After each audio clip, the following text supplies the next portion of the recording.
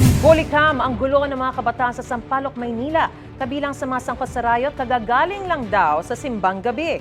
May unang balita si Jomer Apresto. Aakalain mong naglalaro lang ang mga kabataang ito sa bahagi ng Lacson Avenue sa Sampaloc, Maynila. Pero biglang naghagis ng molotov ang isa sa kanila hanggang sa gumanti na rin ang iba pa.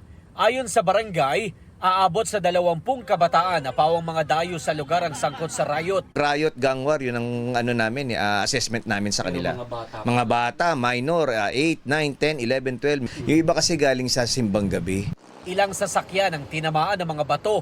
Humingi naman daw ng paumanhin sa barangay ang ilang magulang ng mga kabataan. Kaya lang, ang magulang pong ito ay sinasabi na dali na lang sa kulungan yung kanyang anak, hulihin, di ba? At wala din daw po sila ibabayad dun sa damage na nagawa sa sasakyan ng aming kabarangay.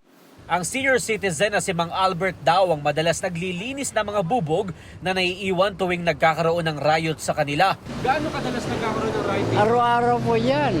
Hindi mapalpas ang araw. Minsan alas 3 ng hapon, minsan sa ibang gabi, alas 4 ng araw. Ayon sa barangay, may mga pulis at tauhan sila na nagbabantay sa lugar pero tsumetsyempo raw ang mga kabataan kapag walang bantay.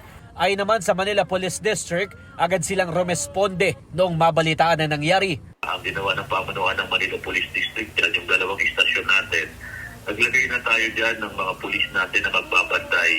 Na-turn over na sa Manila Department of Social Welfare ang ilan sa mga kabataan na nasangkot sa riot, habang ang iba naman ay ibinalik sa kanilang mga magulang. Hindi maaaring sampahan ng reklamo ang mga menor de edad ayon sa batas. Ang posibleng maharap sa asunto ay ang kanilang mga magulang. Sa ilalim ng Manila City Ordinance No. 8243 o ang Anti-Child Endangerment Act, posibleng makulong ng 1 hanggang 6 na buwan ang mga magulang depende sa edad ng kanilang mga anak. May multa rin na 2,000 pesos hanggang 5,000 pesos. Huwag na po nating hintayin na may mangyaring hindi maganda sa inyong mga anak. 'Di ba? Or better yet, kung sa inyo po 'yan, sasampahan po namin kayo ng kaukulang parusa.